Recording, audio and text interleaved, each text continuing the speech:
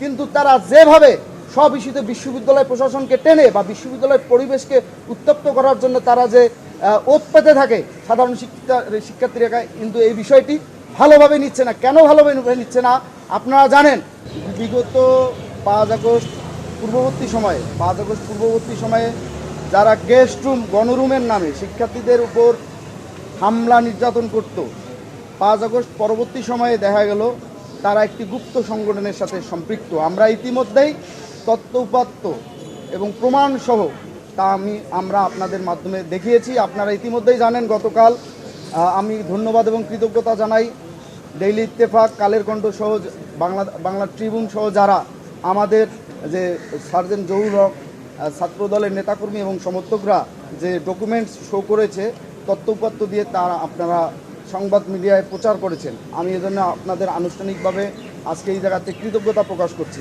নিজের ও পরিবারের নিরাপত্তায় সব সময়ই থাকুন আপোষহীন। নিরাপত্তায় আপোষ নয়, ঘরে রাখুন আরএফএল ল্যাডার।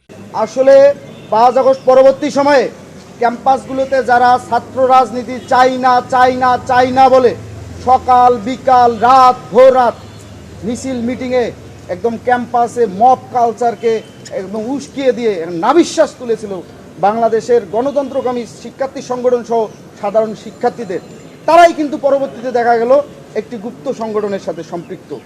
5 আগস্ট পরবর্তী সময়ে যখন একটি সরকার ছিল ডক্টর মোহাম্মদ ইউনূসের সরকার, সেই সরকারের আমলটা আপনারা আসলে জানেন কিভাবে একের পর এক মব সংগঠিত হয়েছে এবং সেই মবকে আমরা পাত্তা না দিয়ে মবকে ফেস করেই কিন্তু বাংলাদেশ জাতীয়তাবাদী ছাত্রদল তার মহিমায় তার অতীত ঐতিহ্য এবং গৌরব নিয়ে এই অবস্থানে দাঁড়িয়ে আছে।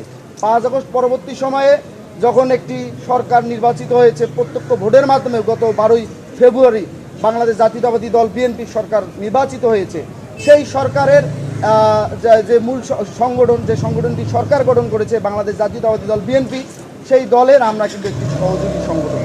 আমরা বিশ্বাস করি যে 5 আগস্ট পূর্ববর্তী সময় এবং পরবর্তী সময়ে কিছুদিন যেভাবে মবকে উস্কে দিয়ে কিছু গুপ্ত নামে বেনামে দোকান খুলে বিভিন্ন অসৎ উদ্দেশ্য হাসিল করার জন্য ক্যাম্পাসকে উত্তপ্ত করেছিল, তারা 12ই ফেব্রুয়ারির পর তারা যদি মনে করে যে তারা আগের সেই পরিস্থিতি তৈরি করে তারা পার পেয়ে যাবে, তাহলে তারা বোকার স্বর্গে বাস করছে। আমরা বলতে চাই যে একটি নতুন ব্যাচ 25-26 সেশন ঢাকা বিশ্ববিদ্যালয়ে প্রথম বর্ষে ভর্তি হয়েছে। আমরা যারা ঢাকা বিশ্ববিদ্যালয় ক্যাম্পাসে পড়ি, এই ক্যাম্পাসের ম্যাক্সিমাম 80% স্টুডেন্ট আমরা গ্রামগঞ্জ থেকে আসি। আমরা আবাসিক সুবিধা বিশ্ববিদ্যালয় প্রশাসনের পক্ষ থেকে যদি পেয়ে থাকি, আমাদের পড়াশোনার বা একাডেমিক যে লাইফ সেটা সুন্দর স্বাচ্ছন্দ্যে পরিচালিত করতে আমাদের উপকার হয়। কিন্তু যেহেতু আমাদের ইতিমধ্যে সাধারণ সম্পাদক বলেছে ঢাকা বিশ্ববিদ্যালয় একটি আবাসিক বিশ্ববিদ্যালয় নয়, এখানে আবাসন সংকট রয়েছে। আমরা এই জন্য মাননীয় ভিসি মহোদয় বরাবর আমরা স্মারকলিপি প্রেরণ করেছি। যতটুকু সম্ভব অবশ্যই প্রথম বর্ষর শিক্ষার্থীদেরকে মেধার ভিত্তিতে তাদের সিট সংকট নিরসন করতে হবে। একই সাথে যাদের প্রথম ধাপে বা দ্বিতীয় ধাপে সিটে তোলা সম্ভব হবে না, ওঠানো সম্ভব হবে না, অবশ্যই তাদের আবাসন ভিত্তি প্রদান করতে হবে। তাহলে আমি মনে করি সাধারণ শিক্ষার্থীরা যারা প্রকৃত অর্থেই ঢাকা বিশ্ববিদ্যালয়ের সর্বোচ্চ স্বপ্ন নিয়ে এই বিশ্ববিদ্যালয়ে ভর্তি হয়েছে, তাদের কিছুটা হলেও দুঃখ দুর্দশা লাঘব হবে। আমি একই সাথে বলতে চাই 5 আগস্ট পরবর্তী সময় অর্থাৎ 12ই ফেব্রুয়ারি পরবর্তী সময়ে যারা প্রথম একটা ফ্রেশার এসেছে তাদেরকে উত্তপ্ত করতে চায় যে ছাত্রদল গেস্ট রুম গণরুম কালচারকে ধারণ করে, তাদের উদ্দেশ্যে একটি কথা বলতে চাই, আমরা যদি যেভাবে আছে বিশ্ববিদ্যালয়ের পরিবেশ পরিস্থিতি, আমরা মনে করি একটি গণতান্ত্রিক পরিবেশ এখনও বিরাজমান। আপনারা যদি এই গণতান্ত্রিক পরিবেশকে অসৎ উদ্দেশ্য হাসিল করার জন্য, আপনাদের অসৎ আদর্শিক চর্চা করার জন্য যদি আপনারা সবসময় এইরকম ঘেউ ঘেউ করতে থাকেন, তাহলে কিন্তু আমরা আসলেই মুখ বুজে সহ্য করতে পারব না। আপনারা ইতিমধ্যেই জানেন আমাদের প্রথম বর্ষে যে শিক্ষার্থী ভাই এবং বোনেরা এসেছে, তাদের সাথে আমাদের কথা হয়, বার্তা হয়, বিভিন্ন আড্ডায় দেখা হয়, তাদের সাথে আমাদের এলাকা কেন্দ্রিক হোক, ডিপার্টমেন্ট কেন্দ্রিক হোক বা বিভিন্ন কারণে হোক আমাদের কথা হয়, বার্তা হয়। ওনারা কিন্তু এই যে কথায় কথায় ভিসি অফিস বরাবর স্মারকলিপি প্রদান, কথায় কথায় কোনো একটা বিষয় বাংলাদেশের কোনো একটি প্রান্তে একটি বিষয় ঘটেছে, যে বিষয়ে অবশ্যই আমরা একজন সচেতন শিক্ষার্থী কিংবা নাগরিক হিসেবে আমরা অবশ্যই কনসার্ন, কিন্তু তারা যেভাবে সব ইস্যুতে বিশ্ববিদ্যালয় প্রশাসনকে টেনে বা বিশ্ববিদ্যালয়ের পরিবেশকে উত্তপ্ত করার জন্য তারা যে ওত পেতে থাকে সাধারণ শিক্ষার্থীরা কিন্তু এই বিষয়টি ভালোভাবে নিচ্ছে না। কেন ভালোভাবে নিচ্ছে না আপনারা জানেন। স্কুল কলেজ পরবর্তী সময় একজন শিক্ষার্থী বিশ্ববিদ্যালয় পরিবেশে আসে, তার যে স্বাধীন চর্চা, তার যে কালচারাল চর্চা বা তার যে মানসিক বিকাশের জন্য আসলে যে কালচারাল পরিবেশে বেড়ে ওঠা দরকার সে পরিবেশটা খোঁজে। আমি ইতিমধ্যেই বলেছি, আমরা যারা শিক্ষার্থী সংগঠন আছি তাদের আচার আচরণ, চালচলন আর রাজনৈতিক পরিকল্পনা কর্মসূচি যাতে এমন না হয় যে কর্মসূচি এবং পরিকল্পনার জন্য সাধারণ শিক্ষার্থীদের একাডেমিক জীবন শেষ করতে বাধা বিঘ্নের সৃষ্টি করে। আমাদের চালচলন, আচার আচরণ যাতে এমন না হয় যার কারণে শিক্ষার্থীদের পিতামাতা যারা গ্রামে থাকে নিশ্চিন্তে নির্ভয়ে যারা বিশ্ববিদ্যালয় প্রশাসনের উপর ভরসা করতে চায় তারা যাতে চিন্তায় না থাকে। আমরা এমন কিছু করতে চাই না। আমি এজন্য সবাইকে আহ্বান করব যে আমরা ইতিমধ্যেই ডকুমেন্ট সহকারে আমরা ভিসি মহোদয়কে প্রেরণ করেছি। দুদিন আগেও যারা গেস্ট রুম, গণরুম কালচার চাই না, আমি ইতিমধ্যেই বলেছি 5 আগস্ট পরবর্তী সময়ে রাজনীতি চাই না চাই না চাই না বলে যারা মুখে ফেনা তুলতো, ঘেউ ঘেউ করতো, তারাই কিন্তু পরবর্তীতে দেখা গেল একটি গুপ্ত সংগঠনের সাথে সম্পৃক্ত এবং পোস্টেড।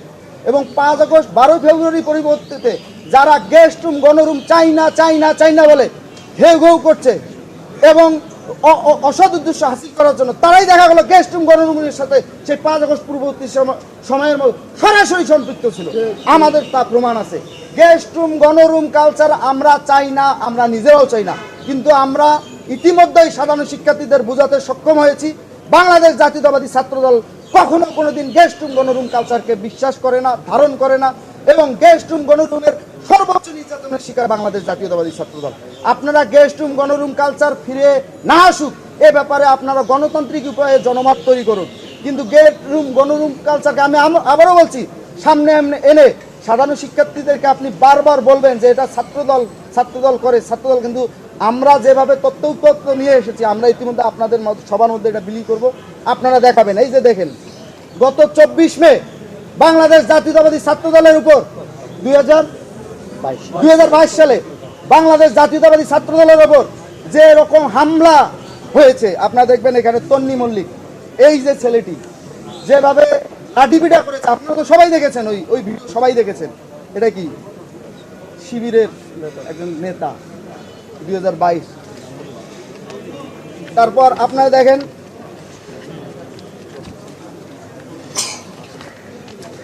এই যে দেখেন কারা, মানে একটা এরা কারা, তারপর গত শহীদ সার্জন জরুল হলে তো আপনারা দেখেছেন ওরা কারা। একটা বিষয় ইতিমধ্যেই সবার মধ্যে গেঁথে গেছে, আসলে হেলমেট বাহিনী কারা ছিল। মানে যারা আমরা যে মিছিল, মিটিং, সমাবেশ করতাম অতি অ্যাগ্রেসিভ ভূমিকায় কারা অবতীর্ণ ছিল। আমরা এইভাবে গুপ্ত শিবির বলতে আমরা সন্ত্রাসী ছাত্রলীগকে বাংলাদেশের রাজনীতিতে জায়েজ করতে চাই না।